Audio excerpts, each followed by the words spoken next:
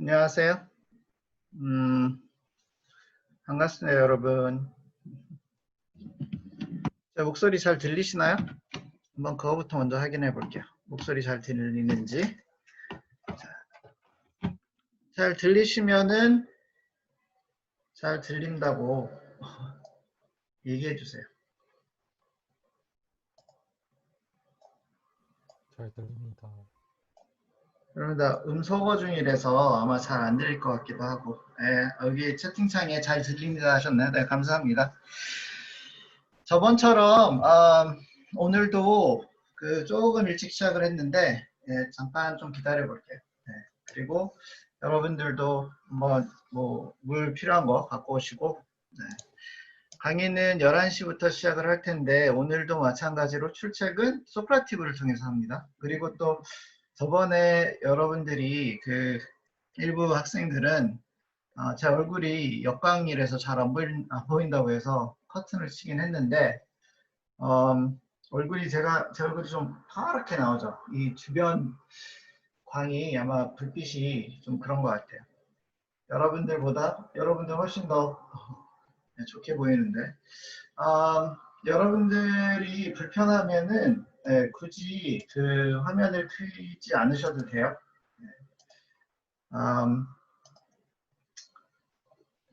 어떤 분들은 예쁜 피카츄 비슷한 그런 배경을 올려주셨는데 괜찮습니다. 지금 한창 태풍이 오간다 하고 그런 소식이 있고 지금 밖에도 비가 좀 오는 것 같은데 여러분들 지금 잘 계신가요? 어디에 있든지 간에 좀 편안한 상태로 이 강의 잘 들으시기 바라고. 옵스. 잠깐만요.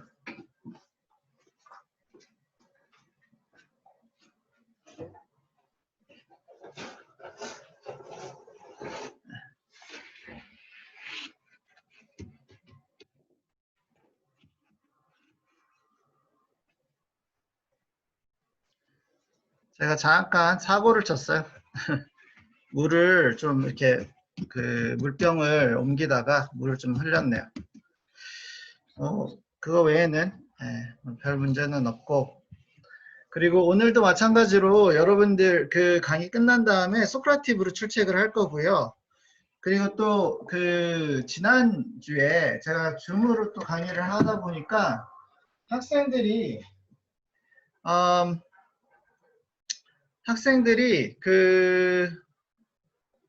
좀 너무 이렇게 끊긴다고 뭐라고 하셔가지고 그것과 관련돼서 혹시 오늘까지만 오늘까지만 이 줌으로 강의를 하고 다음부터는 유튜브로 전 했던 식으로 제가 친숙한 유튜브로 아마 할 계획이에요. 그러니까 수요일 강의부터는 유튜브로 강의를 할 거고 소크라티브로 출첵을 마찬가지로 합니다.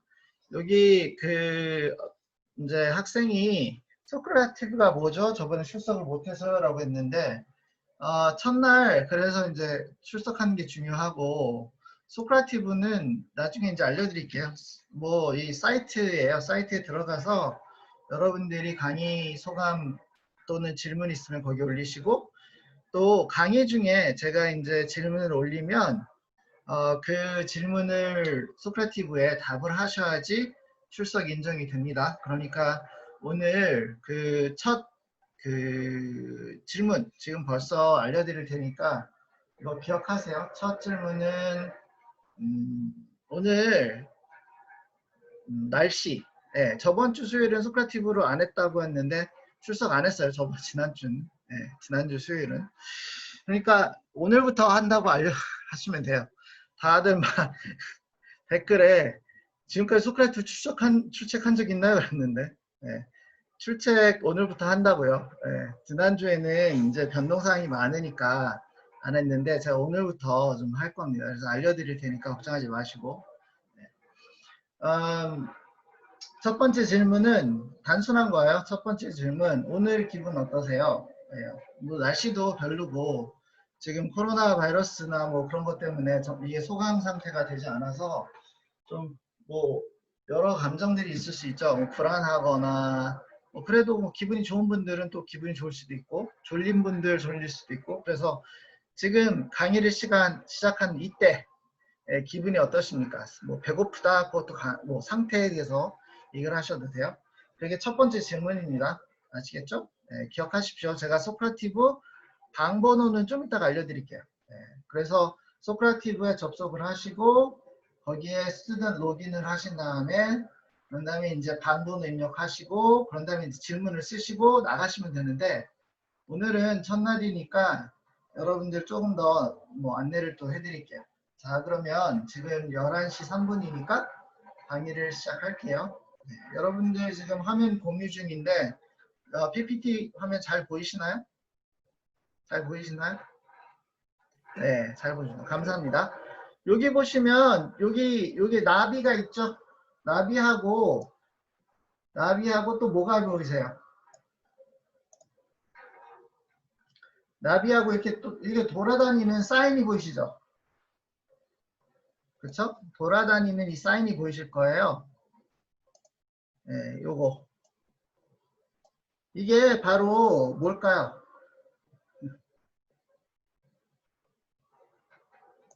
싸이라는 겁니다. 싸이. 그리스어로 그리스 철자인데 싸이라는 표시예요. 뭐 가수 싸이 있죠? 똑같아요. 싸이.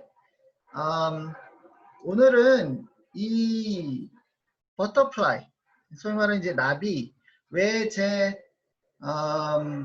그 PPT에 나비가 있는지, 그리고 또 이 싸이가 있는지 얘기를 할 겁니다.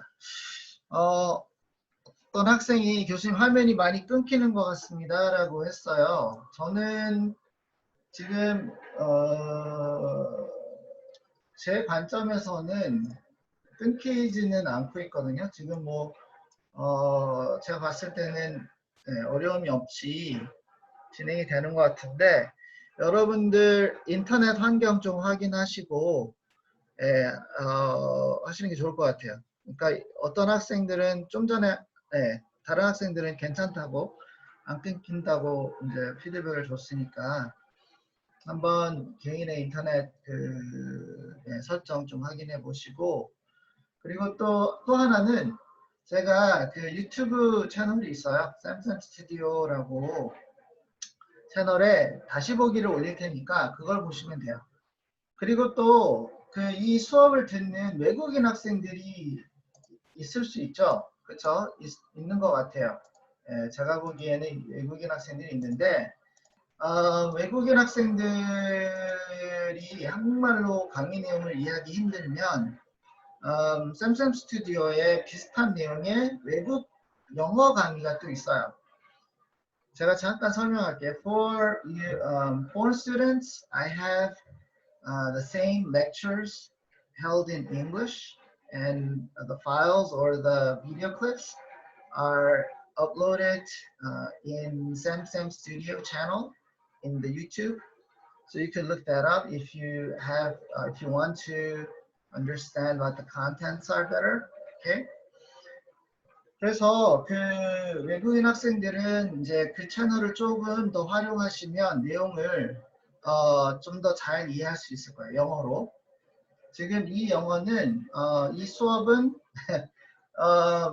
이 수업은 주로 한국말로 진행이 되니까 혹시 잘 모르시는 분들 영어가 좀 편하신 분들은 그 채널을 활용해서 하시면 되고 저희가 그 유튜브 채널을 하게 되면 바로 업로딩이 되니까 그게 좀 더 유튜브가 좋은 것 같아요. 이거는 제가 다시 녹화를 한 것을 이제 유튜브에 올려야 되니까 그게 좀 번거로운데 유튜브 채널로 하면은 될 것 같고 바로 다음 주 수요일, 그러니까 이번 주 수요일부터 이제 유튜브로 할 겁니다. 그래서 줌 메시지를 아마 더 이상 받지 않을 수도 있을 거예요.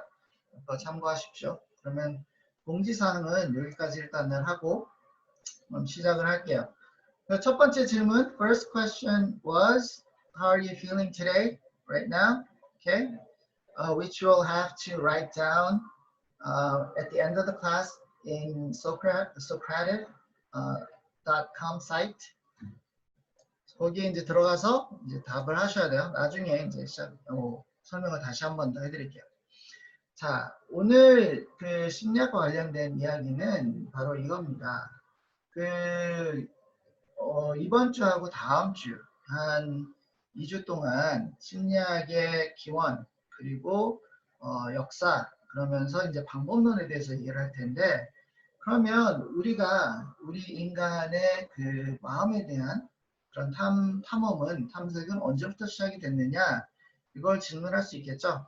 여러분들에게 지난번에 물어봤듯이 어떻게 우리가 여기 있는지 아는가, 어떻게 우리가 현실이라는 것을 있는 그대로 현실이라고 받아들일 수 있는가에 대해서 점검을 했는데, 인간이 사실 인간의 어떤 본성에 대해서 생각한 것은 인간의 역사를 토대로 보면 상당히 이제 최근 일어났던 일이에요. 그러면 한번 시작을 해볼까요? 네, 인간의 마음은 마음에 대한 탐색은 어디서부터 시작이 됐느냐? 인간의 지식에서부터 시작했다고 봐도 될 것 같습니다. 자, 이 슬라이드를 보면 두 명의 상당히 유명한 철학자들이 나옵니다. 소크라테스와 플라톤입니다. 기원전 469년에서 399년. 지금부터 한 2500년 전에 사신 분들이죠. 그분들은 그 당시에 이 그리스에서 인간의 본성이라는 건 무엇이고 또 인간의 어떤 지식은 어디서 나오는가에 대한 이 핫한 논란 또는 토의가 진행되고 있었어요. 이 소크라테스하고 플라톤은 사실 사제지간입니다. 사제지간. 그래서 소크라테스가 했던 말들을 플라톤이 부지런히 받아 적었고, 그래서 소크라테스가 직접 남긴 이 자료는 그렇게 많지 않아요. 우리가 소크라테스에 대해서 안다면은 가장 유명한 명언이 뭐죠? 네 자신을 알라. 이렇게 Know thine own true self라는 그런 말인데, 이런 그 얘기에 대해서도 사실 이제 좀 논쟁이 있어요. 왜 그러냐면 소크라테스가 직접 한 말이 아니라, 만들어낸 말이 아니라 이 그리스 신전 앞에 있는 어떤 비석에 새겨진 말이다라고 하는 그런 주장도 있는데, 어쨌든 간에 이 둘은 왜 유명한가 하면 그 당시에 유명한 다른 철학자들이 되게 많았어요. 근데 그 철학자들의 그런 주장들을 상당히 논리적인 방법으로 반박을 하면서 유명세를 타게 됩니다. 소크라테스는요, 그리고 플라톤은 우리 인간의 지식이 감각에서부터 나온다고 믿었어요. 그런데 이 감각은 문제가 있어요. 왜 그러냐 하면 우리가 생득적으로 태어날 때부터 이 감각을 타고났기 때문에 인간에게는 생득적인 지식도 같이 있다라고 믿었고, 그런데 이 감각과 지식은 사실 지식이라는 것은 소위 말하는 사실이라는 것은 온전하잖아요. 그렇죠? 그것은 사실이라는 것은 반박할 수 없는 거죠. 그런데 우리의 감각은 소크라테스하고 플라톤이 믿기는 불완전했어요. 불완전했어요. 그리고 우리 감각은 불완한 반면에 우리의 마음이라는 것 또는 우리의 영혼이라는 것이 우리의 몸과 이렇게 분리되어 있어서 이제 따로 독립적으로 존재해서, 물론 살았을 때는 같이 존재하지만 죽었을 때는 우리 몸은 썩고 우리 영혼은 온전한 형태로 다시 이제 되돌아간다라는 관점에서 우리가 이제 감각을 갖고 있는, 우리가 이제 지식을 감각으로 통해서 얻으면 이 감각 자체가 불안정하기 때문에 우리의 지식도 불안정할 수밖에 없다. 그렇게 생각을 한 거죠. 따라서 우리의 지식이 감각으로부터 오긴 하지만 이것이 불완전하기 때문에 우리는 영혼으로 통해 얻는 이런 이성을 사용해서 이런 지식들을 어떻게 반박하고 확인을 해야 된다, 검증해야 된다라고 이 둘은 주장을 했습니다. 따라서 이들이 뭘로 불려졌느냐 하면 이성주의자라고 불려졌어요. 그리고 이러한 주장들을 지지하는 그런 현상들은 바로 꿈이죠. 예.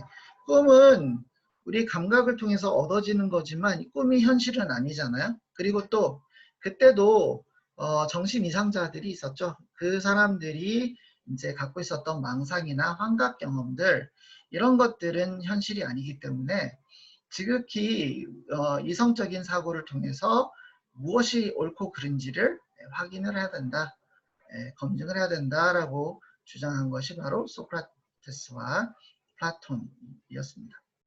그래서 이들이 특히 이제 소크라테스가 했던 말들이 좀 있거든요. 뭐 몇 가지만 보면 to find yourself, think for yourself. 이 자신을 발견하려면 스스로 생각하라. The greatest lesson I've learned in life is that I still have a lot to learn.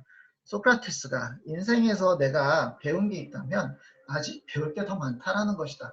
이런 얘기를 했어요.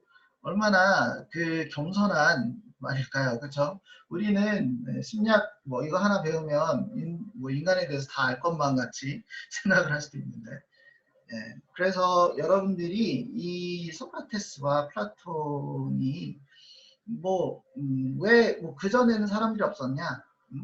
인간의 어떤 지식이나 인간의 본성에 대해서 생각하는 사람이 없었냐? 사실 인간의 역사는 기록된 기록물로 가늠이 되잖아요. 그런데 이전에 이전의 사람들에 대한 기록은 별로 남아있는 게 별로 없어요. 그래서 많은 이제 이런 기록물들을 남긴 플라톤, 이 상당히 큰 업적을 남겼다고 볼 수 있겠죠.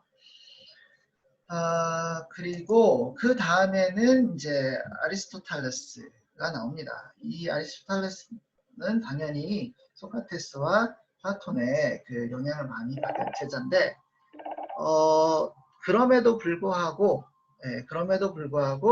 아리스토텔레스는 경험주의자였습니다. 경험주의 철학자였고, 그는 이런 지각적인 경험이 이 플라톤과 또는 이제 소크라테스가 믿었던 만큼 믿었던 것과는 달리 지각적인 경험이 이 지식의 가장 큰 어떤 결정인자다라고 본 거죠. 그래서 머리로서 배우는 것보다도 심장으로 배우는 것이 더 강한 인상을 남긴다. 인간의 어떤 지식은 머리로 습득하는 것보다 마음으로, 이 열정으로 습득되는 것이 더 강하게 작용한다라고 봤습니다. 그래서 소크라테스의 어떤 이론적인 사고가 있다면 사실 아리스토텔레스는 조금 더 형식적인 그런 방식으로 심리학적인 그런 주제를 다루는 접근을 했어요. 그래서 이 아리스토텔레스가 한 업적 중에 하나는 조금 더 체계화된 그런 논법 등을 좀 개발을 했죠. 그래서 A가 B라면 그리고 B가 C라면 A는 C다. 이런 식으로 이 주장을 펼치는 그런 논법을 개발했습니다. 그런 다음에 이후에 사실 마음에 대해서 인간의 어떤 지식이나 인간의 마음 또는 본성에 대해서 얘기한 철학자들에 대한 기록은 많지는 않았어요. 많지 않았고 한 600년 이후, 그렇죠? 600년 이후 이 성 어거스틴, 히포의 성 어거스틴이라는 성자가 또 많은 기록물을 남겼는데, 이분은 초기 크리스찬 신학자 그리고 철학자였어요. 이분의 과거에 대해서 좀 이제 인생사에 대해서 얘기해 보면 초기에는 청년기 때 상당히 방탕한 생활을 보냈습니다. 술 어머니가 상당히 독실한 기독교 신자였음에도 불구하고 술 마시고 여자들 많이 밝히고 그런 삶을 살다가 나중에 이제 소위 말하는 뭐랄까요? 이제 신앙심을 찾은 거죠. 그러면서 많은 이제 참회록을 썼는데 그 글을 쓰면서 본인의 어떤 본성, 그러니까 죄가 많고 타락한 이런 본성과 또 한편으로는 그 성인이 되고 싶은 성스러운 삶을 살고 싶은 그런 또 다른 욕구 간의 어떤 갈등에 대해서 묘사를 많이 했어요. 그래서 자기 분석을 많이 했고 또 기억, 감정 그리고 동기에 대한 그런 이제 자백을 또 많이 했죠. 이러한 관점, 이러한 어떤 통찰에 대한 글이 사실 이전에는 많지는 않았는데 아쉬운 점은 신학자이기 때문에 뭐 이런 마음에 대한 그런 뭐랄까요 정말 이제 과학적인 접근을 하지는 않았죠. 그것을 뭐 탐색을 한다거나 어떤 뭐 실험이나 다른 방법으로 본인의 어떤 마음 상태에 대한 검증을 하든지 뭐 그런 것들은 전혀 없었고 이런 이제 소위 말하는 이제 다크 에이지라고 하죠. 어둠의 시대가 쭉 이제 지나갑니다. 그러면서 17세기 르네상스 시대가 도래하기 전까지는 사실 인간의 어떤 본성에 대한 통찰이 또는 새로운 관점이 전개가 되지 않고요. 그런 다음에 이제 르네상스에 도달하면서 데카르트가 이제 나타납니다. 이 데카르트는 뭐 첫 그 현대 이성주의자 또 철학자 또 과학자 또 뭐 수학자 그런 타이틀을 갖고 있습니다. 그런데 우리가 가장 잘 아는 이제 데카르트에 대해서 가장 잘 안다는 그런 명언은 뭘까요? 나는 생각한다, 고로 존재한다 라는 이 명언인데 이 명언을 증명하기 위해서 내가 생각하기 때문에 나는 존재한다는 것을 확신한다라는 이것을 증명하기 위해서 방법서설이라는 책을 쓰는데 이 책은요 상당히 이제 극단적인 논리 추론을 통해서 내가 이제 본인이 존재한다는 것을 증명하는 그런 겁니다. 즉 A가 B로 이어지는데 A가 B로 이어진다는 것을 반박할 수 없는 그런 사실들로 계속 이제 엮는 거예요. 근데 이제 뭐 전제부터 이제 틀리면 그 결과도 틀릴 수밖에 없죠. 네. 이 데카르트는 사실 독실한 기독교 카톨릭이었습니다. 그래서 이 전제가 사실 뭐부터 시작하냐면 신이 존재한다부터 시작을 해요. 그 자체부터 사실 좀 문제가 될 수 있죠. 하지만 거기서부터 시작을 해서 끝을 맺는 게 이제 나는 존재한다인데 이 구체적으로 뭐 자세히 들어가기는 여기선 좀 힘들지만 조금 힌트를 좀 드리자면 이제 신이 존재한다면은 이게 신이 완벽한 존재이기 때문에 완벽하게 타락한 신 또 완벽하게 선한 신 이렇게 이제 갈라져요. 왜 그러냐면 이도 저도 아니면 그건 인간하고 유사하잖아요. 신이 될 수 없죠. 그렇죠? 그러니까 신이라면 온전하게 타락한 신 또는 온전하게 선한 신이고 온전하게 선한 신이라면 내가 나를 기만할 필요가 없죠. 인간을 기만할 필요가 없어요. 그러니까 인간이 생존한다라고 생각하면 그리고 나는 존재한다라고 생각하면 그것을 기만할 필요가 없기 때문에 이게 맞는 거죠. 그럼 나는 사는 거예요. 존재하고 있는 거예요. 반대로 사악한 신이라면 인간을 왜 만들었겠어요?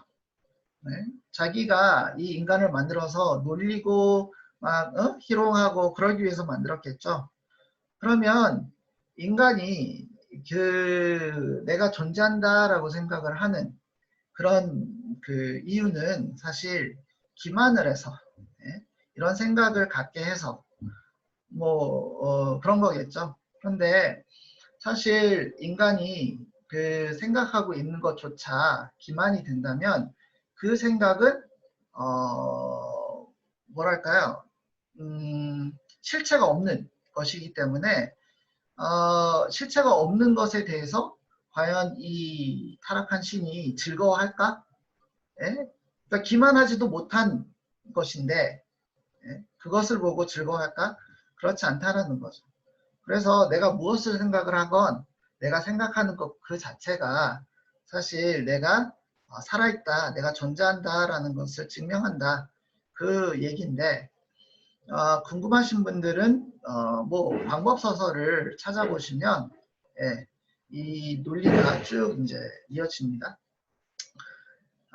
그리고 데카르트는 이제 소크라테스하고 플라톤하고 결을 같이 하는데 어떤 면에서 그러냐면 인간의 이 마음과 몸은 분리될 수 있고 독립적이고 또 서로 분리되고 또 이제 독립적이다 라고 생각을 했어요. 그래서 이것을 이제 그 Cartesian dualism이라고 얘기하는데 데카르트의 이원론이라고 보는 거죠. 그래서 몸과 마음은 따로 있다. 따로 있다. 그러면 그때부터 이제 문제가 생기는데 어떤 거냐 하면 마음은 이제 소위 말하는 영혼이고요. 그럼 이제 실체가 없죠. 우리가 측정하고 볼 수도 없어요. 반면 몸은 우리 뇌를 포함한 몸은 볼 수 있죠. 그렇죠? 그리고 또 측정할 수 있고 또 뭐 이렇게 영향을 줄 수 있어요. 그렇다면 실체가 없는 아무런 어떤 substance, 물질적인 영향을 줄 수 없는 이 영혼이 어떻게 이렇게 본질이 있는 측정하거나 이렇게 실체가 있는 그런 그 몸에 영향을 줄 수 있는가? 데카르트는 이 뇌의 뇌 일부, 소위 말하는 이제 송가선에 송가선이라는 게 이 뇌 가운데 있거든요. 정 가운데.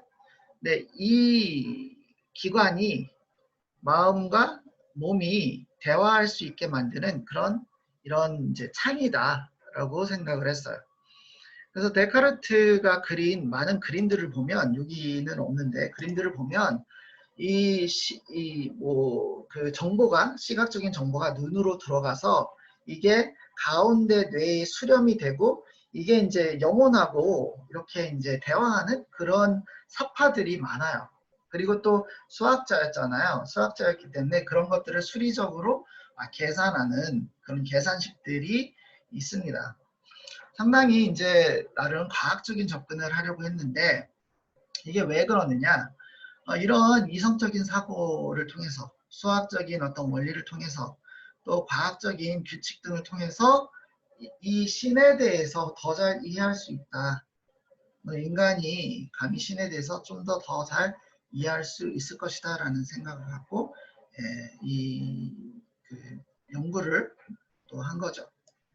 그 다음에 있었던 그렇기 때문에 데카르트는 정상적인 사람이라면 눈으로 보이는 것이 현실이다라고 생각을 했는데 데카르트는 사실 그 눈으로 보이는 것이 현실만은 아니다.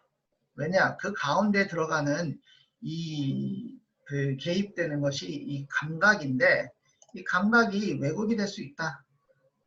이거는 사실 소크라테스가 이제 암시한 그런 부분들이죠.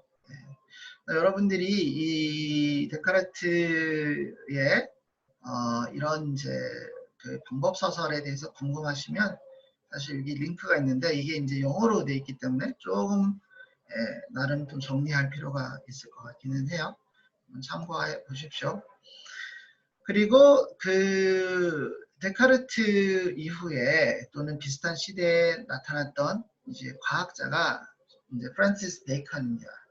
프란시스 베이컨은 영국 철학자이자 또 정치인이었는데 이분은 소위 말하는 이제 이 경험주의의 아버지라고 합니다. 경험주의. empiricism이라는 것은 경험이라는 건데 이게 다른 말로 하면 experientia예요. experiment, experience 다 경험이죠. 경험주의라는 것은 뭘 말하느냐 하면은 눈으로, 몸으로 이 경험을 해서 지식이 습득이 된다라는 관점이에요. 이 프란시스 베이컨은 그 당시 아랍 그 철학자들 또는 아랍 그 연구자, 과학자들에 대해서를 통해서 영향을 많이 받았는데 그 당시에 아랍 그 철학자 또 과학자들은 인간이 이 오성을 통해서 오성을 통해서 지식을 습득한다고 믿었어요. 그런데 프란시스 베이컨은 이런 오성도 사실 이 잘못된 전제로 이 전제로 지식을 습득을 하면 거기서 얻는 결과물도 문제가 있을 수 있고 왜곡이 있을 수 있다. 따라서 엄격하게 지식을 이게 사실이다 또는 그런 지식을 습득을 하려면 매우 경험적인 또 관찰 중심적인 그 관찰을 토대로 이성을 사용한 그런 논리적인 방법을 사용해야 된다라고 이제 믿었습니다. 그래서 이분도 사실 이 상당히 독실한 카톨릭 신자였는데 이분 생각도 뭐냐 이렇게 그 매우 자세하고 상세한 그런 관찰과 이성을 사용해서 시인의 어떤 창조물 또 여러 피조물들 창조적인 그런 일을 확인할 수 있다라고 이제 믿었는데 사실 이런 관점이요 그 신학자들하고 되게 큰 갈등을 이제 초래를 했습니다. 그럼 왜 그러냐면 경험주의라는 것은 뭐죠? 인간이 경험을 통해서 지식을 습득을 하고 그리고 인간의 본성은 경험을 통해서 결정이 된다라는 관점이죠. 그런데 그런데 신학자들은 인간의 본성은 뭐라고 그랬어요? 근본적으로 타락돼 있다. 타락돼 있다. 악하다라는 거였죠. 왜? 아담과 이브가 선악과, 에덴 동산에서 선악과를 먹음으로 인해서 인간은 타락하고 또 이 신이 아담을 지었을 때는요. 아담은 벌써 어떤 존재였어요? 말도 하고 똑똑하고 그렇잖아요. 지식을 다 갖춘 인간이었어요. 그래서 동물들에게 이름도 지어주고 그럴 만한 또 지식을 갖고 있었던 존재인데 이 경험주의는 지식은 뭘 통해서 나타난다? 경험을 통해서 나타난다라고 보는 거잖아요. 그렇기 때문에 철학자들의 관점하고 이 이제 그 배척이 되는 관점과는 다른 그런 관점이 되는 거죠.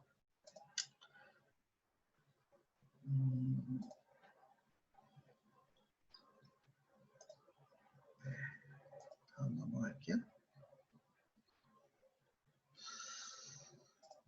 그런 다음에 이제 로크는 마찬가지로 영국의 철학자이자 정치가였습니다. 로크는 이 베이컨의 영향을 상당히 많이 받았어요. 그래서 정치적으로는 상당히 이제 유명한 그 이론을 전개를 했는데 소위 말하는 사회 계약 이론입니다. Social Contract Theory. 이 사회 계약 이론은 뭐냐 하면 사람은 태어날 때부터 사회적인 어떤 관계 속에 들어가고 암묵적인 이 계약 관계에 들어간다는 거예요. 여러분들이 이 수업을 들으면서 수업을 듣기 위해서는 뭘 했죠? 등록금을 냈잖아요. 그리고 저는 이 여러분들 이 학교에서 돈을 받으면서 여러분들에게 강의를 하면서 양질의 어떤 강의를 제공하는 그런 계약 관계 안에 있다라는 거죠. 그게 사실 이 그 학교뿐만이 아니라 정치, 사회 모든 관계 속에서도 이런 계약 관계가 있고, 그리고 이제 또 하나의 뭐랄까, 전개한 이론은, 루카 전개한 이론은 소위 말하는 이제 타블라 라자라는 그런 이제 소위 말하는 이제 백지설을 또 주장을 했습니다. 자, 백지설이라는 것은 뭐냐면 사람이 태어날 때 이 A4 흰 종이처럼 백지 상태로 태어나고 살면서 그 백지가 이제 경험을 통해서 채워진다라는 거죠. 자, 이 백지 상태에서 태어났는데 경험을 통해서 이게 채워지면 어떤 사람들은 누굴 만나고 어떤 경험을 하는가에 따라서 성인이 될 수 있고 사회에 되게 기여를 많이 하는 사람이 될 수 있고, 반대로 몹쓸 어떤 뭐 범죄자가 될 수 있다라는 거죠. 그렇죠? 그래서 사회 이 정치 또는 정부의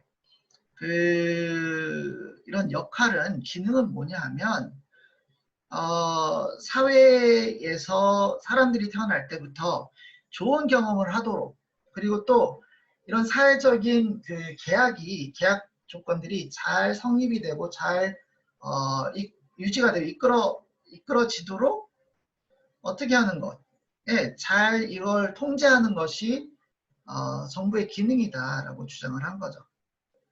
그러다 보니까 심리학에서는 아주 상당히 오랫동안 논란이 됐던 이런 이제 디베이트가 시작이 되는데, 소위 말하는 nurture versus nature 디베이트가 이제 시작이 됩니다. nurture 뭐죠? 양육. 그리고 nature 본성이가 되는 거죠.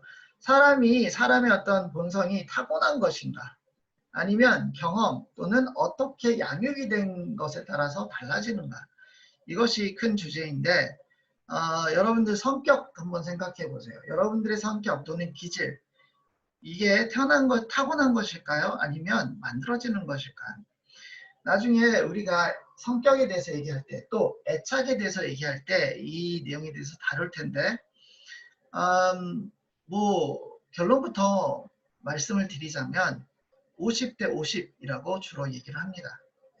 한 절반 정도는 타고난 것, 절반은 후생적인 것. 태어난 후에 어떤 환경 또는 어떤 양육을 경험하는가에 따라서 사람의 성격이나 기질이나 그런 것들이 영향을 받아서 바뀌어질 수 있다라는 것이 이제 이런 관점인데, 뭐 최근까지는 사실 상당히 핫한 이슈였어요. 그리고 이 로크가 한 말들을 좀 살펴보면 No man's knowledge can go beyond his experience. 인간의 지식은 결코 경험 이상으로 진행이 될 수 없다. 또는 인간의 지식은 경험 이상으로 얻어질 수 없는 것이다 라는 것이고, We are like chameleons. We take our hues and colors or moral character from those who are around us. 우리는 카멜레온 같아서 우리의 도덕적인 그런 성질을 누구에게서부터? 주변 사람들로부터 받는다 라는 그런 주장인데, 이거는 우리 엄마가 했던 말이에요. 우리 어머니들이 친구들 잘 사귀어라 그런 말 있잖아요. 그렇죠? 근데 이게 뭐 어머니부터 나온 게 아니라 한 300년 전부터 로크가 주장한 바라고 생각하시면 어머니 대단하십니다 라고 생각할 수 있죠. 근데 사실 말이죠. 청소년기 이후부터, 즉 한 13살 이후부터 가장 큰 영향을 받는 사람들이 부모가 아니라 여러분들 친구가 됩니다. 사실이에요. 그렇기 때문에 이 로크가 주장한 이 부분도 상당히 설득력이 있다고 볼 수 있어요. 그런 다음에 이제 칸트, 영어로는 이제 칸트인데요. 칸트. 이분은 지금까지 소위 말하는 이성주의자하고 경험주의자 간의 뭐 통합 또는 소위 말하는 이제 절충안을 제시한 이제 철학자입니다. 그래서 이 칸트가 주장한 것은 우리의 지식이라는 것은 지각적인 조직화, 이런 물리적인 세상의 지각적인 조직화와 또 우리가 타고난 이 조직화를 이해할 수 있는 어떤 타고난 기전의 그 결과물이다 라고 얘기를 한 거예요. 그래서 칸트가 이제 예시로 주장한 것이 뭐냐면 제2 외국어라는 거죠. 제2 외국어를 고려하면 우리는 태어났을 때 아무도 우리에게 문법을 가르쳐주지 않습니다. 하지만 마치 그것을 엄마 아빠가 하는 말을 잘 이해하는 것처럼 이런 생득적인 언어를 이해할 수 있는 생득적인 그런 기전을 갖고 있고 그 기전을 계속해서 발전시키면서 이 세상의 이치를 이해하고 또 지식을 함양하는데 그렇다면 만약에 우리가 경험으로만 통해서 그런 경험만으로 우리가 무엇을 얻는다면 아이들의 이런 타고난 문법을 이해할 수 있는 능력을 설명하기가 힘들어요. 반면 경험을 배제하고 생득적인 지식만 주장을 한다면 왜 나중에 뭐 8살, 9살 또는 뭐 이후에 성인이 돼서 제2 외국어를 다른 나라의 말을 습득할 수 있는지를 설명하기 힘들죠. 그렇죠? 그래서 우리가 이런 다른 나라 말을 성장한 후에 습득할 수 있는 이유는 이러한 체계를 이해할 수 있는 그러한 메커니즘, 기전을 타고났고 또 그것을 통해서 우리가 이 현실의 어떤 많은 사실들을 조직화할 수 있는 능력이 또 있기 때문에 그렇다라고 이제 주장을 한 거죠. 다만 아쉬운 점은 뭐냐면 철학자이잖아요. 이 심리학의 어떤 주제들이 과학의 영역에 포함될 수는 없다라고 주장을 했어요. 왜 그러냐면 소위 말하는 이제 우리의 마음은 직접적으로 관찰이 된다거나 측정이 된다거나 아니면 조작될 수 없다고 믿었기 때문이죠. 칸트가 한 말 보면 all our knowledge begins with the senses, proceeds then to the understanding, and ends with reason. There is nothing higher than reason. 이라고 얘기를 이제 주장한 거죠. 뭐냐면 모든 지식은 무엇으로부터 나온다? 감각으로부터 나온다. 여기서 이제 감각, 소위 말하는 이제 뭐가 될 수 있죠? 경험주의적인 그런 관점이 여기서 묻어나고 proceeds then to understanding 그런 후에 이해로 진행이 되고 그리고 그 끝에는 이성이 있다. 그래서 감각을 통한 지식의 어떤 습득과 더불어서 이 지식을 무엇으로 우리가 갖고 있는 생득적인 이해 장치로 처리가 되고 그리고 이해에서 끝나는 것이 아니라 이런 조직화해서 논리적으로 사고하는 거기서 이제 끝난다라고 볼 수 있어요. 여기까지 요약을 하자면 소크라테스와 플라톤은 우리의 이제 지식이 감각으로부터 나오고 그리고 인간은 생득적인 지식을 갖고 태어난다라고 믿었습니다. 그리고 그들은 이 영혼과 이 몸이 분리되어 있다. 그리고 영혼은 온전하다. 몸은 불완전하다. 그리고 몸을 통해서 얻는 지식, 즉 감각을 통해서 얻는 지식은 따라서 불완전할 수밖에 없기 때문에 우리는 무엇을 사용해야 된다? 이성을 사용해야 된다. 그래서 이성주의라는 거죠. 아리스토텔레스는 본인 자신의 어떤 스승들과는 좀 달리 이 인간의 지식은 강한 정서적인 경험을 통해서 나오고 또 그의 관점을 지지하기 위해서 체계화된 논법을 이제 사용을 했다. 그리고 성 어거스틴은 성직자였고요. 그리고 또 그 인간의 본성에 대해서 많은 글을 또 남겼고, 특히 이성적인 그런 사고와 상당히 이제 열정적인, 그렇죠?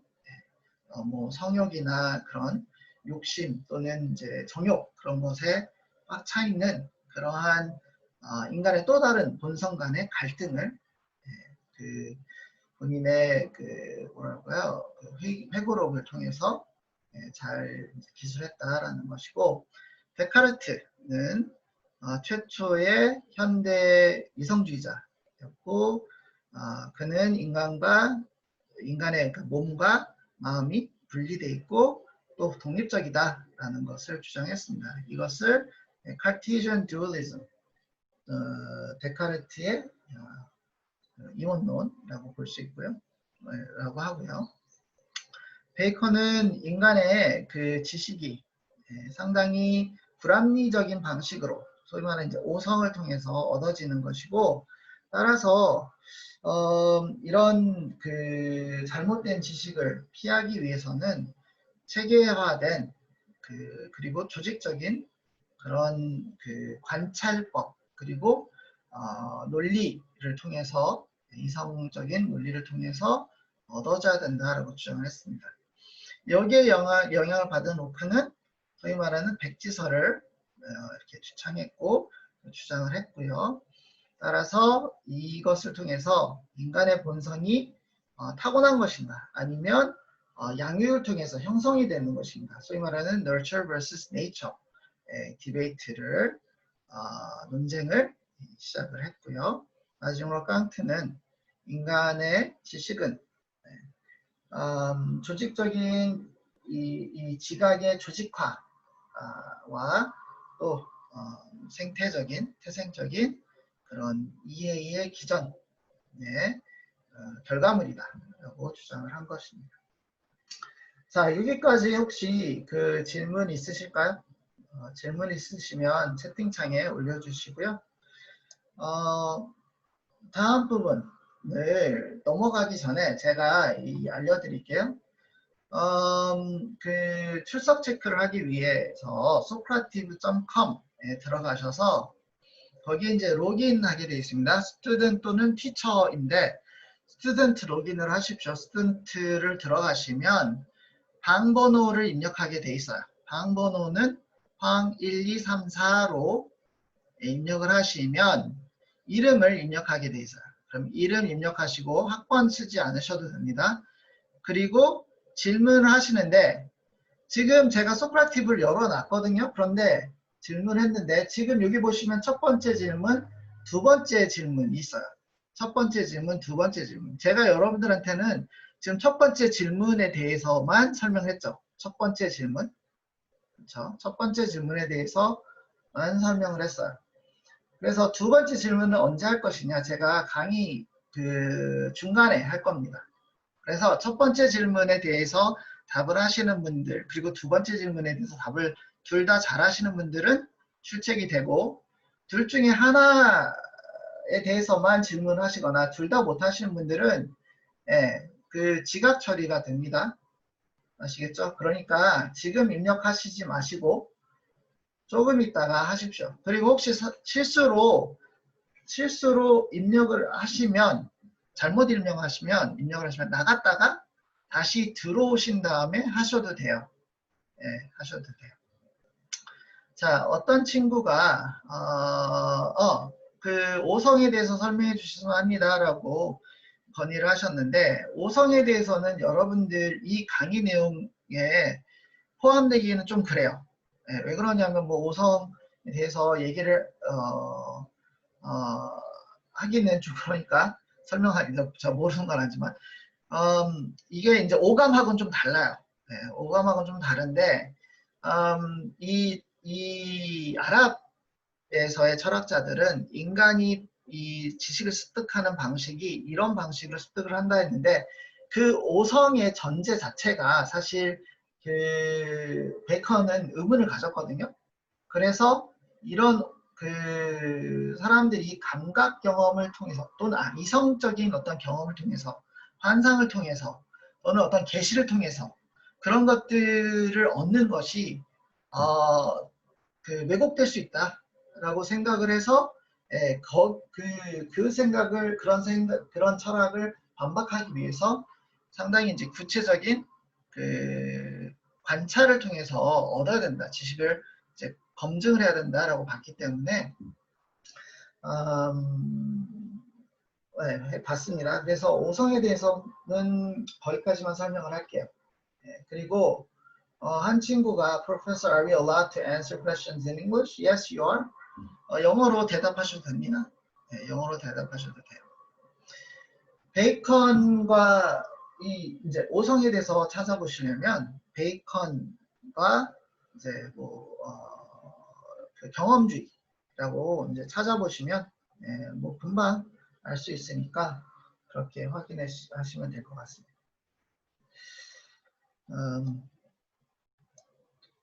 잠깐 그러면 쉬고 진행을 할게요. 지금 소크라티브는 30명 정도 들어왔거든요. 30명이 들어왔는데 다행히 아무도 답을 안 했어요. 여러분들이 지금 강의를 잘 듣고 있다라는 거예요. 제가 보기엔. 그러면 한 12시에 강의를 또 다시 진행을 하겠습니다. 그리고 혹시 여러분들이 강의 내용에 대해서 질문이 있으시면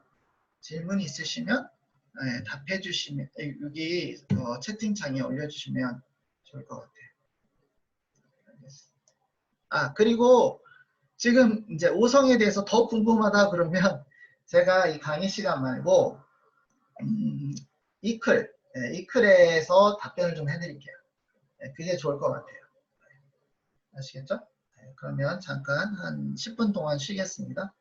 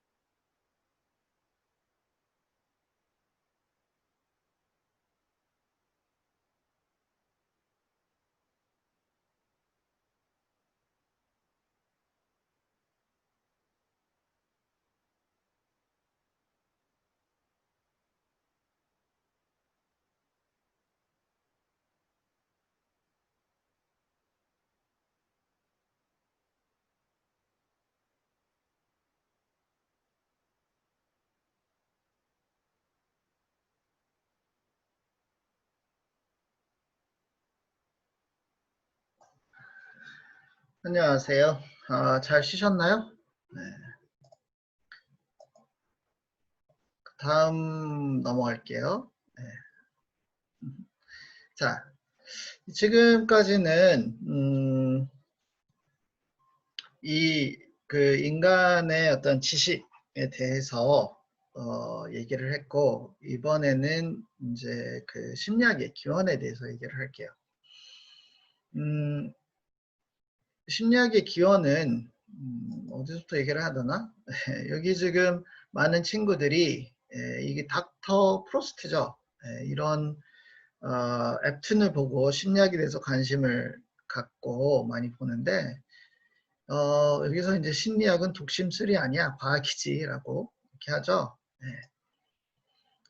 이게 심리학이라는 것은 이제 과학이다라고 얘기하지만 그럼 과학의 그 뭐랄까 기초가 되는 것이 무엇인가 좀 그 배경에 대해서 잠깐 살펴보고 또 어원에 대해서 오늘 좀 살펴보는 그런 시간을 가지려고 합니다. 그래서 아마 오늘 첫 시간 사실 공식적으로는 첫 강의 시간이니까 조금 그 앞에 부분이 약간 좀 딱딱했다면 지금 이 부분은 조금 흥미를 갖고 보실 수 있을 것 같아요. 그 심리학이라는 psychology라는 그 용어의 어원은 어디서 나오느냐?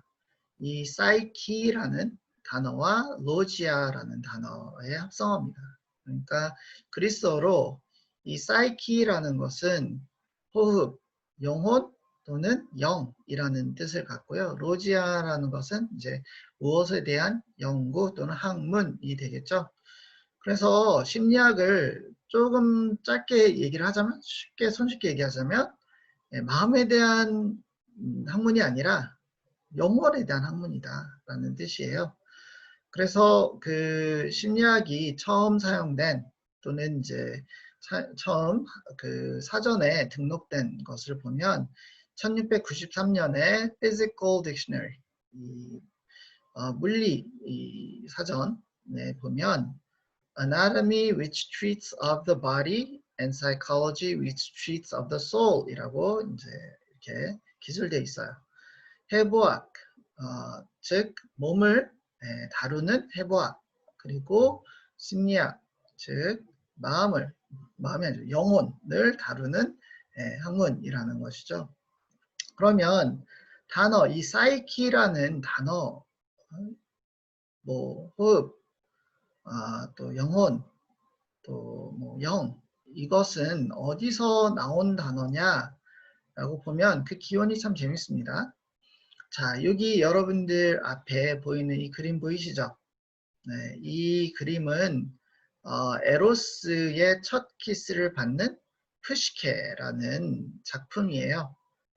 프란세스 제랄드가 이 화가가 그린 작품인데 요 이제 에로스는 큐피드 잘 아시죠? 잘 아시고 여기 이렇게 키스를 받는 이 여인이 푸시케입니다. 그리고 이 키스를 하는 순간 요 머리 위에 나비가 한 마리 이렇게 날고 있습니다. 이 나비는 뭘 의미하느냐? 이 푸시케, 이 여인의 순정을 의미하고 키스를 받는 순간 성적인 깨달음을 얻게 되는 그래서 이 그 뭐랄까 순진함이 이 키스를 통해서 없어지고 좀 성숙해지는 이런 순간을 묘사하는 게 바로 이런 이제 이 그림이라고 볼 수 있어요. 그렇다면 여기 나온 이 나비는 무엇을 의미하느냐?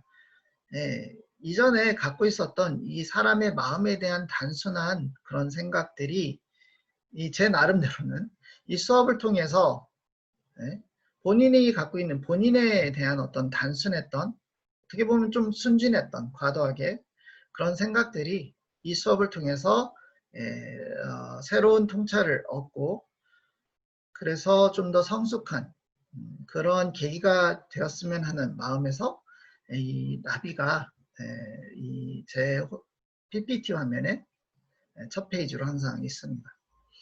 그리고 싸이는요, 그 심벌은 그리스어로 이제 이 싸이인데요. 이거는 이 심리학, 사이콜로지를 의미하는 이제 첫 글자죠. 그걸 의미하는 그런 철자로서 미국 심리학과나 뭐 미국 그 심리학회 또 뭐 미국 심리학 빌딩에 가면요, 항상 이런 사인을 볼 수 있어요. 이게 바로 이제 심리학을 의미하는 그런 철자라고 보시면 될 것 같습니다. 그러면 오늘 이 시간에는 제가 이 푸시케에 대해서 좀 얘기를 하려고 해요. 왜 푸시케가 사이콜로지의 어원이 됐고 또 그렇다면 사이콜로지의 궁극적인 뜻은 무엇인가, 그래서 얘기를 할 텐데, 자, 이야기는 이것으로부터 시작이 됩니다. 지금 화면 왼쪽에 여기 서 있는 여인, 바로 푸시케입니다. 푸시케. 푸시케 등 뒤로 이렇게 여자가 있죠. 여자가 있는데 사실 푸시케는 누구냐 하면 그리스 왕의 셋째 딸입니다. 막내 딸이에요. 언니가 둘이 있는데 언니 둘도 상당히 예쁜데 푸시케는 너무 예뻐서 여신이 환생한 것이다 라고 사람들이 생각할 정도, 믿을 정도로 타고난 미모를 갖고 있습니다. 어렸을 때부터 이 미모에 대한 그 소문이 자자해서 이렇게 커가면서 사람들이 이 그 탄생한 여신을 이렇게 그 숭배하고 여러 선물과 이런 칭송을 이렇게 하는 모습이 여기 볼 수 있습니다. 근데 여기 위에 보시면 상당히 화가 난 얼굴로 쳐다보는 자기의 아들, 여기 에로스인데요. 큐피드인데 쳐다보는 이 여신이 있습니다. 바로 누굴까요? 아프로디테입니다. 미의 여신 아프로디테. 아프로디테가 화가 나 있어요. 그리고 여기 손가락을 한번 보십시오. 어디에 손가락을 지금 포인팅하고 있죠? 바로 이 여성에게, 푸시케에게 손가락질을 하고 있어요. 저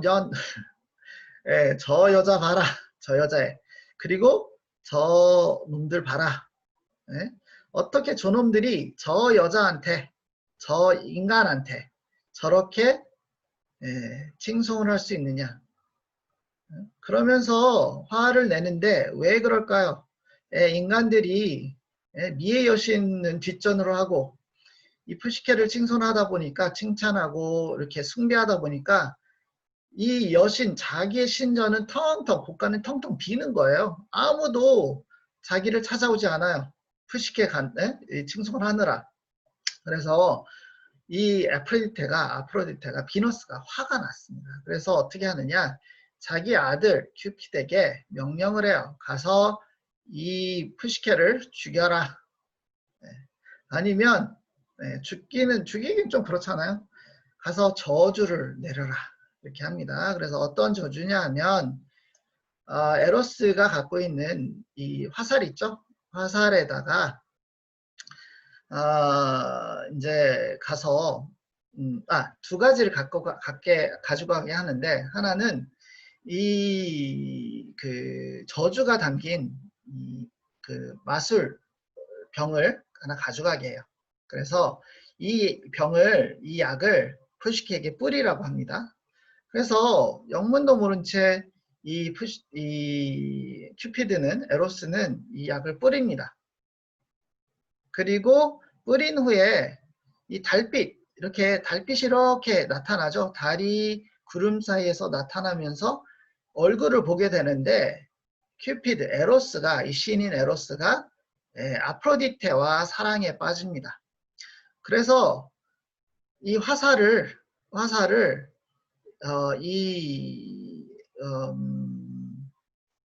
푸시케한테 쏴야 되는데 자신한테 쏘고 사랑에 빠져요. 근데 왜 화살을 쏴야 되느냐 하면, 푸시케한테 주어진 이 저주는 어떤 저주냐 하면 푸시케를 보든 그 어떤 사람도 푸시케와 사랑에 빠지지 않도록 하는 그런 저주의 약이었어요. 네, 저주의 약. 그래서 에로스는 이 푸시케와 사랑에 빠진 다음에 이제 뭐 그 다음 날이 왔으니까 도망치고, 푸시케는 그 영문도 모른 채 이제 또 생활을 합니다. 그런데 아까 저주가 있었잖아요. 저주가 있었는데 어떤 저주요? 아무도 사랑에 빠지지 않는 거예요. 푸시케하고. 그러니까 이 나이가 찬 처녀가 공주가 됐는데 아무도 그 왕자가 막 수십 명씩 와가지고 너무 아름답습니다. 다 칭송을 하고 소문이 자자한데도 그 아무도 청혼을 하지 않습니다. 청혼을 하지 않으니까 왕이 너무 이게 왜 그런지 궁금한 거예요. 그래서 신전에 가서 물어봅니다. 왜 그런지. 아폴로 신전에 가서 왜 그런지 물어보니까 아폴로 신전에서 어떤 예언을 하냐면 이 푸시케는 사랑에 빠질 수 없다. 그리고 만약에 이 시집을 가려면 저 높은 산 위에 사는 이 괴물하고만 한테만 시집을 갈 수 있다. 네, 그러한 예언을 받아요. 그래서 왕이 어떻게 했어요? 네, 평생 처녀로 살 수 있게는 할 수 없고, 그래서 시집을 보내는데 이렇게 성대하게 이렇게 이제 마차를 꾸리고, 그리고 이 결혼 행렬을 이렇게 만듭니다. 근데 얼굴 보면, 사람들 얼굴 보면 다 슬프죠. 이게 웬 재앙이야 하면서 뒤따라가는 사람도 막 슬퍼하고, 근데 이 푸시케는 천진난만하게 걱정하지 마요, 전 괜찮아요 라고 하면서 이렇게 산 위로 행렬이 행차합니다. 그리고 산에 가서 혼자 이렇게 푸시케만 남겨줍니다. 낮에 가서 이제 저녁이 됐어요. 밤이 어둑어둑해지자 푸시케 얼마나 무섭겠어요? 그래서 울기 시작하고요. 울면서 잠에 듭니다.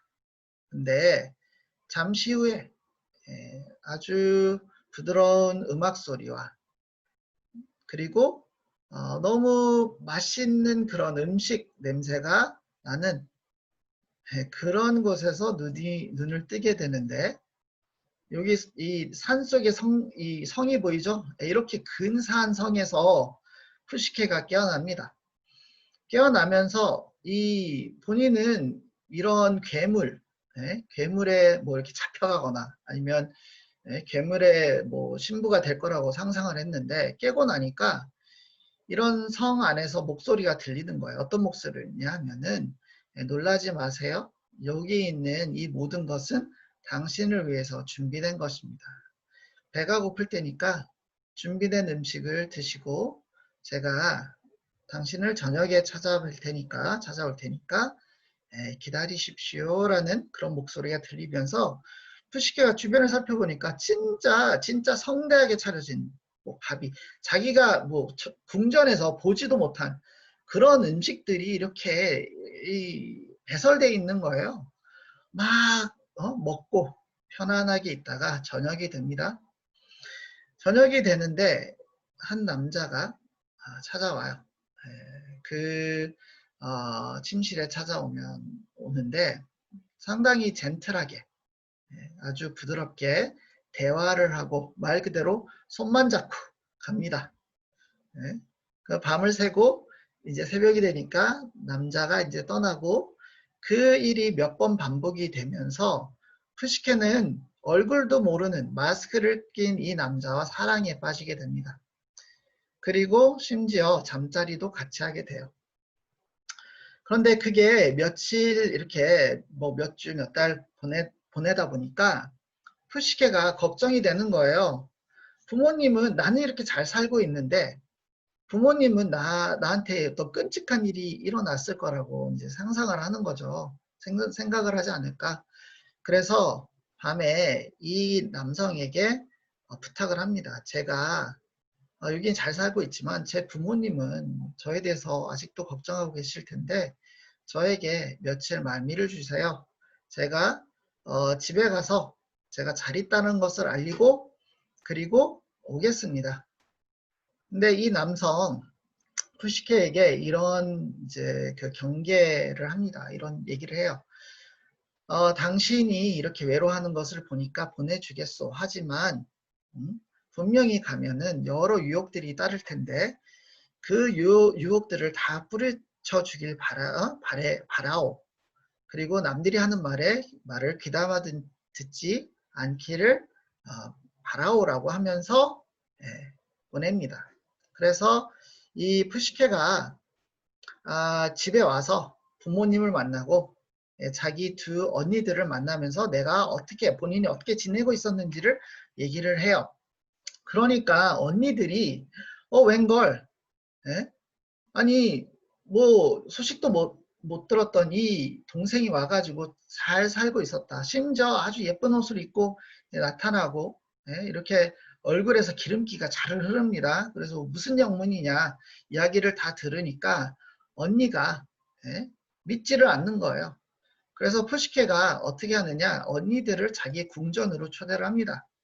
그래서 이렇게 데려와요. 언니들 보면 얼굴들 어때요? 어때 보이세요? 기쁜 모습인가요? 절대 그렇지 않죠. 언니 둘이 이 모습을 보니까 잘 살고 있는 되게 큰 궁전을 보니까 너무 질투가 나는 거예요. 그러면서 자기들끼리 수근거립니다. 혹시나 혹시나 이게 괴물 아니야? 그래서 푸시케한테 이렇게 추궁을 합니다. 너 분명히 예언에 따르면 괴물한테 시집을 가게 됐는데 혹시 밤에 오는 그 남자 얼굴 봤어? 그러니까 푸시케가 아니 얼굴은 못 봤는데 마스크를 항상 끼고 왔는데 라고 얘기를 하는 거예요. 언니들이 그것 봐. 분명히 그 못생긴 아주 험악하게 생긴 그 괴물이 너를 이렇게 속이고 있는 걸 거야 라고 얘기를 하면서 이 험담을 하고 이제 내려갑니다. 푸시케 이 말을 들은 푸시케 심정이 어떨까요? 이 귀가 좀 얇아요 푸시케가. 그래서 한편으로는 그럴 일은 없어 하지만 한편으로는 또 걱정을 합니다. 그래서 그날 밤 이 남성이 다시 본인을 찾아왔을 때 잠든 것을 확인하고 조용히 촛불을 켜서 얼굴을 확인합니다. 마스크를 벗기는 순간 이 에로스의 얼굴이 드러나죠. 정체가 드러나고 푸시케는 그때까지도 어떤 상황인지 모르는데 하여튼 얼굴을 보니까 너무 잘생긴 거예요. 당연히 신이니까 잘생기죠. 그쵸? 잘생겼을 거 아니에요. 그래가지고 사랑에 빠지는데 이 얼굴을 쳐다보다가 촌농이 이 에로스의 몸에 이렇게 떨어집니다. 그러면서 에로스가 화들짝 놀라서 깨요. 그러면서 노발대발합니다. 어떻게 내가 당신에게 분명히 다른 사람 말을 듣지 말고 나를 믿었어야 되는데 왜 이렇게 나를 배신했냐라고 하면서 화를 내면서 당장 뛰쳐나갑니다. 자, 푸시케 얼마나 당황했을까요? 본인은 지금까지 뭐 얼굴도 잘 몰랐지만 사랑했단 말이에요. 그런데 얼굴을 보니까 진짜 잘생겼어요. 그런데 뭐 실수를 했잖아요. 이 믿음을 저버렸잖아요. 배신했잖아요. 그래서 푸시케가 후회를 하면서 막 웁니다. 울어요. 울다가 또 잠에 들어서 깨어나니까 이 성은 온데간데 없고 이 퍼 벌판에 본인이 깨어납니다. 자, 그때부터 푸시케는 험한 여정을 시작하게 되는데 돌아다니면서 이 남성이 누군지 찾으려고 막 합니다. 그런데 아무도 그 남성이 누군지 몰라요. 알려주는 사람도 없고요. 그래서 결국에는 신전에 갑니다. 신전에 가서 이 푸시케가 그 신전을 진짜 바닥 막 청소를 하고 이 되게 봉사를 되게 열심히 하는 거예요. 그 모습을 본 이 거기에 있는 사제가 딱해서 하도 딱해서 그리고 너무 예뻐서 비밀을 알려주는데 네가 사랑에 빠진 그 남성은 아프로디테, 미의 여신 아프로디테의 아들 에로스다. 그 사실을 알려줍니다. 자, 그 사실을 안 푸시케 어떻게 했을까요? 겁도 없이 바로 아프로디테 신전으로 뛰어갑니다. 그리고 아프로디테 여신을 만납니다. 자, 여기 비너스 앞에 있는 푸시케예요. 여기 비너스가 거만하게 여기 이렇게 누워있죠. 감히 네가 여기 어디라고? 그쵸? 어디라고 이거 찾아와? 여기 푸시케 어머니 하지만요 누가 어머니야? 그쵸? 감히 네가 그렇게 이제 딱 이 씬이에요 바로. 그런데 이 비너스 앞에 있는 이 푸시케 죄인처럼 흐느끼면서 사정사정합니다. 옆에 있는 이 여신들 참 얼굴들이 참 비웃고 있죠. 저 인간 푸시케 참 딱하다 그런 모습인데 이 모습을 본 비너스 아프로디테가 푸시케인데 그래 그러면 내가 시험을 낼 테니까 한번 해봐. 그러면 내가 아들을 만나게 해줄게. 그러면서 이게 지금 학생들에게 크크하면서 웃는 모습이에요. 가끔씩 제가 이렇게 이제 좀 애드립을 칠 텐데 뭐 하여튼 준비하십시오. 이제 비너스가 아프로디테가 시험을 내는데 이런 시험입니다. 첫 번째 시험 뭐냐? 이 방에 데려와서요. 이 큰 이 뭐라고 하냐 주머니를 꺼내가지고 주머니에 있는 걸 확 던져버리는데 땅에 뭐냐면 온갖 곡식들이에요. 거기에 뭐 쌀, 보리, 밀 그런 것들이 다 이렇게 있는 거예요. 그걸 바닥에 확 던져버립니다. 하면서 비너스가 하는 말 내가 있잖아 오늘 저녁에 올 때까지 이것을 종류별로 쌓아놔. 콩쥐팥쥐 기억나세요? 콩쥐팥쥐 이런 비슷한 거 있었죠? 그쵸? 자, 다 소팅을 다 하라는 거예요. 올 때까지. 그러니까 어떻게 했어요? 푸시케 하나씩 모으다가 웁니다. 울면서 지쳐서 울어요. 어떻게 이걸 내가 다 할 수 있을까? 포기하는 심정으로 엉엉 울고 있는데 그 곁을 지나가던 개미떼가 이 모습을 보고 영차 도와주기 시작합니다. 그래서 저녁이 될 때까지 이 곡식들을 종류별로 파일을 만들어서 쌓아두기 시작하는데 아프로디테가 저녁에 올 때쯤 돼서 다 그 일을 완수해요. 놀랍죠? 콩쥐팥쥐가 여기서 좀 이걸 얻었나? 힌트를? 하여튼 그래요. 그래서 아프로디테가 노발대발합니다. 화를 내요. 어떻게 네가 이럴 수가 있느냐. 분명히 누가 널 도와줬지. 하지만 그 푸시케 할 말이 없죠. 자기가 어떻게 뭐 도움을 받은지 모르고.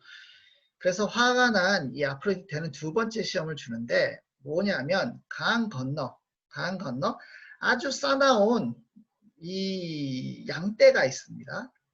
이 양떼가 얼마나 사나우냐면 가까이 가는 그 어떤 사람도 이렇게 다 밟아 죽이는 거예요. 이렇게 밟아 죽이는데 그 양떼의 특별한 점이 뭐냐 하면 이 털이 금털이에요.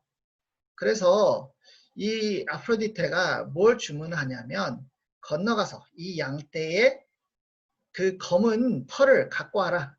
이 한 바구니 모아서 가져와라 라는 거예요. 자, 아프로디테의 이 시험 어떻게 이겨냈을까요? 극복했을까요? 푸시케가 한 거 아무것도 없어요. 또 울기 시작합니다. 어떡하지? 막 울기 시작해요. 그런데 울 때에 이 강가에 있던 갈대 주변에서 갈대사에서 목소리가 들려옵니다. 푸시케요. 울지 마세요. 지금 저 양떼들이 한 그 낮이 되면 더워서 물가에 이 물을 마시러 옵니다. 그런데 물을 마실 때 여기 그 가시, 찔레꽃들이 있는데 그 곁에서 물을 마시다가 양털이 거기에 묻어 있으니까 이 양들이 그늘에 가서 물 마시고 그늘에 가서 잘 때 조용히 거기서 이 털을 모아서 갖고 오세요라는 힌트를 주는 거예요. 갈대가 갈대까지 다 갔죠. 갈대가 심지어 이건 뭐 개미뿐만이 아니라 갈대까지 도움을 줘요. 그래서 그렇게 해가지고 양털을 이 금털을 모아서 아프로디테에 갖고 옵니다. 자, 아프로디테 완전히 어이가 없어 하죠. 어이가 없어 하고 화를 내죠. 그래서 그 다음 시험을 줍니다. 그 다음 시험은 뭐냐 하면 이 죽음의 강이 있는데 이 죽음의 강이 시작하는 데는 폭포가 있어요. 죽음의 폭포. 그 죽음의 폭포는 엄청 그 물살이 심해서 가까이 갈 수도 없고 가까이 가려면 뭐 이렇게 물에 빠져서 죽을 수밖에 없는데 그 폭포에서 물을 받아오라는 거예요. 황당하죠? 그래서 이때 또 푸시케는 옵니다. 어떻게 할 수가 있을까? 옵니다. 오는데 갑자기 하늘에서 무엇이 나타났느냐? 큰 독수리가 나타나서 이 물병을 손에서 가로채요. 가로채가지고 그 폭포수에 가서 물을 담아와서 손에 이렇게 건네줍니다. 신기하죠? 신기하죠? 그래서 이 시험도 무사히 이겨냅니다. 극복해요. 자, 이쯤 되니까 아프로디테 너무 화가 납니다. 너무 화가 나요. 너무 화가 나서 네 번째 시험을 주는데 네 번째 시험은 뭐냐 하면 자, 여러분들 하데스 알죠? 하데스. 지옥의 신.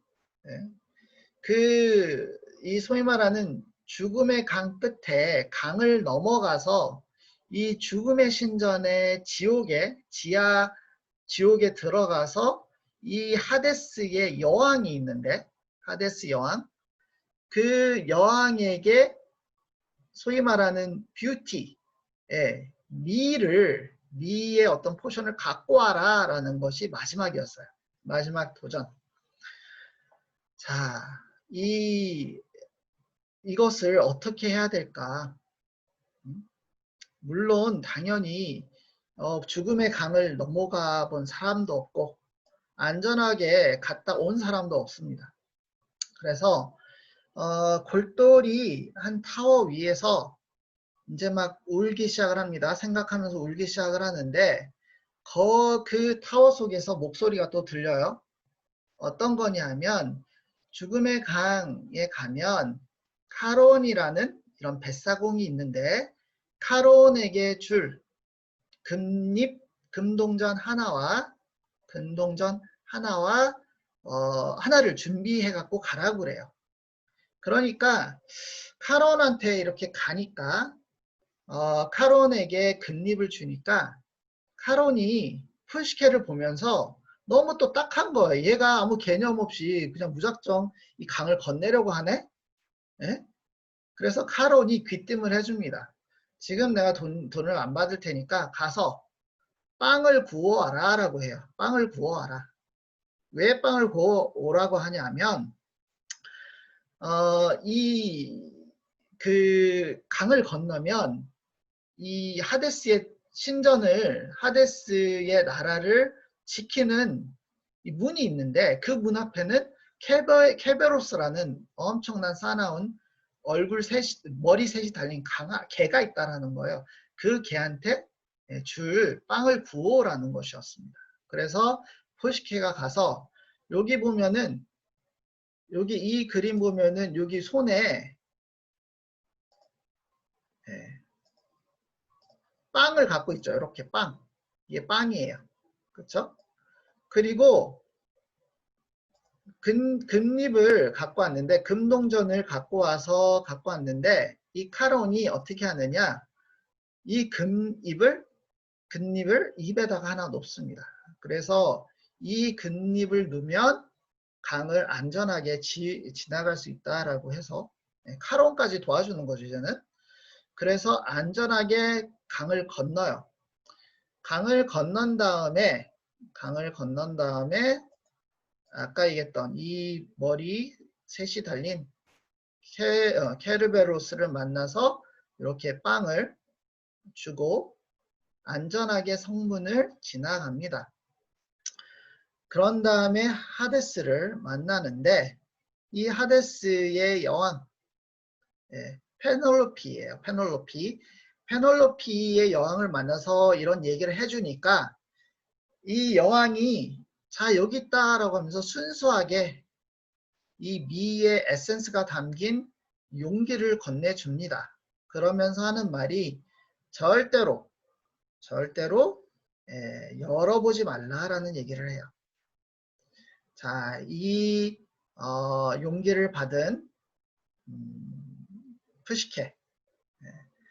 푸시케가 이제 지상으로 나와서 이제는 뭐만 하면 돼요? 이것을 그대로 아프로디테에게 전달하기만 하면 됩니다. 그런데 여러분, 이게 누구 얘기하고 좀 비슷하죠? 누구 얘기? 판도라 상자하고 비슷하죠? 그쵸? 뭔가 좀 비슷해요. 이런 신화들은 항상 좀 비슷한 게 있어. 가다가 이 금상자를 열어봅니다. 네? 지도 한 미모하는데 도대체 이 미모라는 게 뭔가, 미라는 게 뭔가 열어보니까 그 안에 무엇이 나오느냐 하면 이런 연기가 나오기 시작해요. 연기가 나오면서 미는 나오지 않고 연기가 나오면서 이 푸시케를 아주 깊은 잠에 빠뜨립니다. 아주 깊은 잠에 빠뜨리고 이 주변에는 이 꿈을 이렇게 만드는 그런 이제 꽃들이 이렇게 피기 시작해요. 자, 여기까지 왔는데, 자, 푸시케 참 불쌍하지 않아요? 이런 역경을 다 겪었는데도 호기심 하나 때문에 이 깊은 잠에 빠져서 실패를 하는 이런 모습, 이 바로 인간적인 모습이죠, 사실. 그쵸? 그런데 지금까지 이 모든 과정을 숨어서 지켜본 사람이 있었습니다. 사람은 아니죠. 바로 에로스예요. 에로스가 이 모습을 보고 얼마나 불쌍하고 얼마나 처량하고 얼마나 또 예뻤던지 나타나서 어떻게 하느냐? 푸시케에게 키스를 하고 깨웁니다. 깨워서 어디로 데려가느냐? 바로 제우스한테, 신의 왕 제우스한테 데려가서 이러이러해서 푸시케가 이러한 어려움을 겪었고요. 이렇게 우리는 사랑하는 사이입니다. 심지어 푸시케는 지금 아이를 갖고 있어요 라고 하면서 결혼을 허락하기를 종용하고 심지어 허락을 받죠. 그래서 여기 제우스 참 만족스러운 모습으로 참 얘 대견하네 라고 하는 그런 모습을 볼 수 있고요.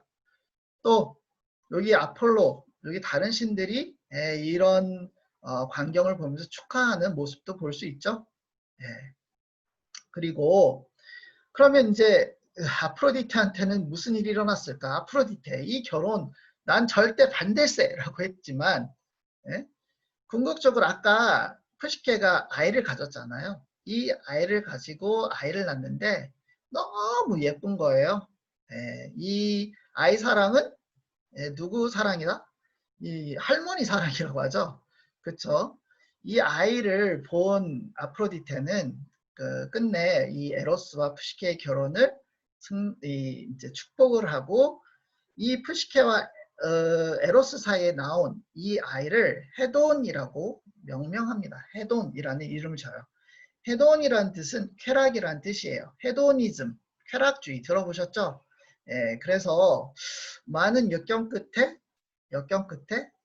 낙이 온다라는 뜻이 되고 인간이 이렇게 어려운 이 역경을 이겨내면서 궁극적으로는 예, 시인의 위치에까지 도달하는 그래서 이 심리학의 이 푸시케는 상당히 힘이 없는 인간이고 상당히 뭐 어떨까요? 좀 순진한 어떻게 보면 그런 인간이지만 나약한 인간이지만 포기하지 않고 열정적으로 본인의 자신의 어떤 그 목적을 위해서 이 어려움을 헤쳐나가는 그러한 인간의 그 파이팅 스피리트 그런 영혼 그런 스피리트를 정신을 담은 그런 캐릭터이지 않을까 생각이 들어요. 그래서 심리학이라는 것은 이러한 나약한 인간의 본성뿐만이 아니라 인간을 인간답게 만드는 즉 어려운 역경을 이겨내려고 하는 그리고 이겨내는 이러한 열정 이러한 정신 그런 것을 연구하는 것이 바로 심리학이다라고 할 수 있지 않을까 그런 생각이 들어요. 자, 여기까지가 푸시케의 이야기였고요. 실제로 이제 이 그 심리학 교과서들을 보면요. 심리학을 주로 이렇게 정의를 내립니다. Psychology is the science of the mind and behavior. 이 정신, 마음과 행동의 과학이다라고 하는데 이 과학이라는 것은 제가 저번에도 말씀드렸죠. 심리학이 과학적인 학문이다. 그러면 과학이란 무엇이냐? 과학이라는 것은 collection of knowledge based on objective evidence. 객관적인 그 증거에 기반한 지식이다라는 지식의 어떤 집합체이다라고 하는 것이 과학이죠. 그래서 우리가 처음 시작했던 이 심리학의 역사도 사실 지식에 대한 탐구로부터 시작을 했고 이 지식이 쌓이면 그것이 바로 과학이고 심리학은 인간의 마음과 행동에 대해서 접근하는 것이다. 그러면 이 소위 말하는 마음이란 무엇인가? 상당히 단순한 수준에서는 뇌의 활동의 결과물이다라고 볼 수 있어요. 예, 상당히 그 단순화된 관점이죠. 그냥 단순히 뇌에서 뇌세포들이 있는데 신경세포들이 있는데 이것이 활동을 하는 것이 그 인간의 어떤 마음이다. 상당히 뭐 그 인간의 모든 어떤 본질, 마음의 본질을 너무 단순화시키는 그런 관점이 있고요. 또 행동에 대한 관점은 사람의 그 관찰 가능한 그런 행위다라고 볼 수 있죠. 그래서 이 보통 이제 심리학 특히 기초 과학에 기반한 심리학에 대한 관점은 이런 관점이 상당히 우세해요.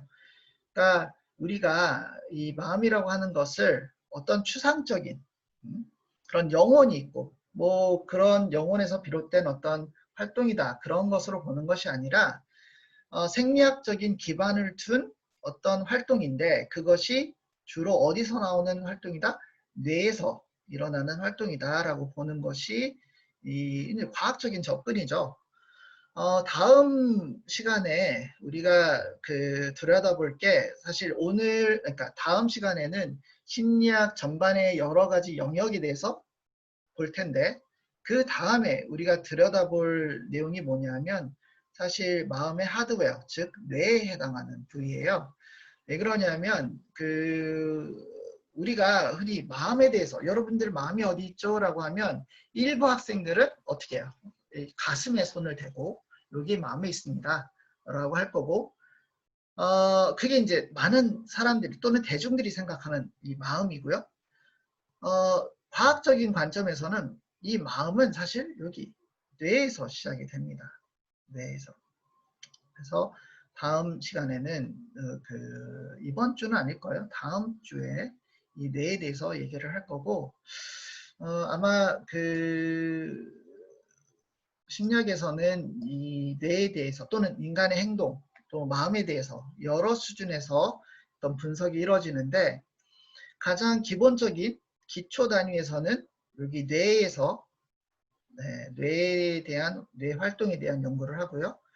그래서 뇌 활동뿐만이 아니라 구조 그리고 여러 뇌의 어떤 구성물 그런 것들이 분석 대상이 되고 사람 수준 인간의 어떤 개인 수준에서는 지적인 그 사건들이나 기능 그리고 여러 어떤 그 과정들이 분석 수준에 포함이 됩니다. 그리고 거기서 끝나는 것이 아니라 우리가 집단 수준에서 사람들 간의 상호작용에서는 어떤 일이 일어나는지 사람들이 어떻게 서로 영향을 주고 영향을 받는지 그런 것들에 대해서 분석을 하는데 심리학에서 주로 이 신경심리 쪽은 뇌와 관련된 부분이겠죠? 부분이고 성격에 대해서 얘기를 하자면 그것은 사람 수준, 개인 수준에서의 분석이고 사회심리라고 하는 사회심리학 그런 부분에서는 이제 인간들 간의 또 집단 내 갈등 또는 뭐 역동 그런 것들을 이제 본다고 생각하시면 될 것 같아요. 그리고 심리학에서 다뤄지는 그런 그 분야들 또는 주제들은 저번에도 말씀드렸듯이 A, B, C, D, E로 요약될 수 있는데 정서, 행동, 그리고 인지 또는 사고, 그리고 환경과의 역동을 이렇게 세 수준에서 바라볼 것입니다. 뇌도 사실 뇌에서 어떤 정서를 느끼는지, 어떤 행동을 조정하는지, 또 어떤 사고를 갖게 하는지 이런 것들이 뇌에서 일어나는 활동을 토대로 일어나고요. 이 뇌는 또 환경과 상호작용합니다. 사람 수준에서도 마찬가지로 이런 정서와 행동과 사고가 의식화되면서 일어나고 집단에서는 이런 것들이 서로 상호작용하면서 다른 사람들의 감정, 행동, 그리고 사고가 나의 감정, 행동, 사고에 영향을 주고 마찬가지로 나도 다른 사람들에게 영향을 줄 수 있다는 것이 바로 그런 관점이라고 볼 수 있어요. 자, 이 요약은 여러분들이 공부하실 때 활용을 하시면 좋을 것 같아요. 따로 오늘은 요약을 하진 않겠습니다. 보통 요약은 안 하는데 여러분들이 공부를 하실 때 이 요약을 보신 다음에 본인의 말로 제가 아까 이제 처음에 이제 요약을 했던 것처럼 설명할 수 있으면 좀 공부를 제대로 하고 있다라고 이제 보실 수 있을 것 같아요. 오늘은 첫날 소크라티브를 첫날 하는 거니까 다시 한번 연습 삼아 좀 강의를 여기서 마치고 소크라티브에 입력하는 것을 좀 해볼게요. 자, 오늘 마지막 질문, 두 번째 질문을 물어볼게요. 두 번째 질문은 오늘 강의한 내용에서 물어볼게요. 강의한 내용에서. 자, 여러분들 푸시케 이야기를 들었잖아요. 푸시케 이야기 들으면서 어떤 소감 푸시케에 대해서 여러분들 소감이 있다면 어떤 소감일까요? 푸시케가 진짜 바보 같았다. 아니면 여러분들 제 이야기에 대해서 얘기를 하셔도 되고요. 괜찮습니다. 그래서 두 번째 질문은 바로 푸시케 이야기에 대한 소감입니다. 아시겠죠? 그래서 여러분들 소크라티브에 들어가셔서 스튜던트 로그인을 하시고 룸네임에 황112 대문자로 쓰셔야 돼요. 대문자 HWANG 112가 아닙니다. 1234예요. 죄송해요. 1234 다시 한번 제가 고칠게요.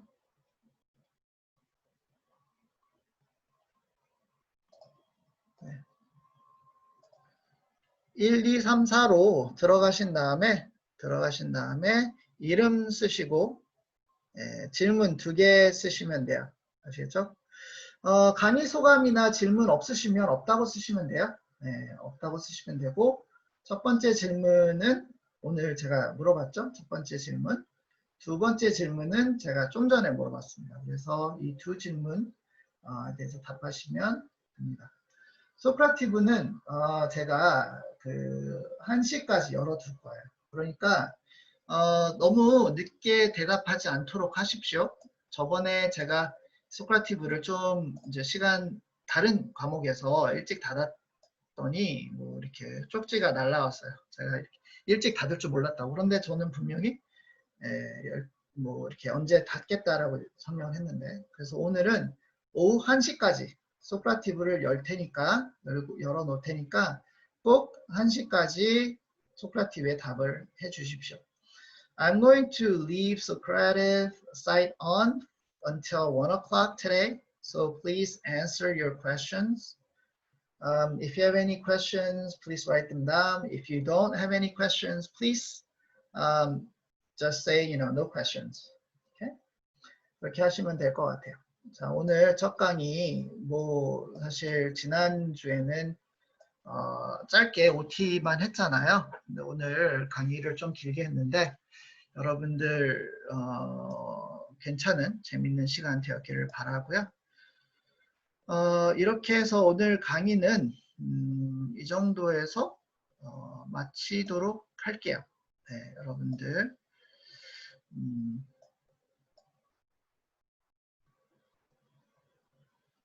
공유를 중지하고 그런 다음에 네. 자, 여러분 오늘 즐거운 강의 되셨나요?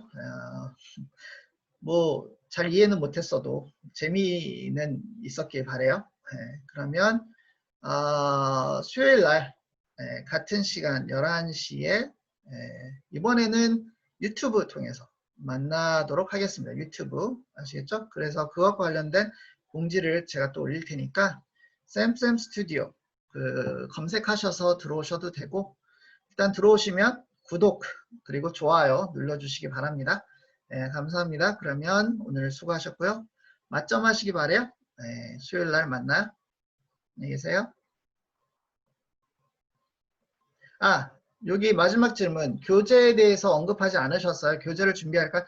교재 준비하지 마시고 제가 올리는 PPT만 활용하셔도 충분합니다. 아시겠죠? 따로 돈 들어갈 일 없어요. 아시겠어요? 네.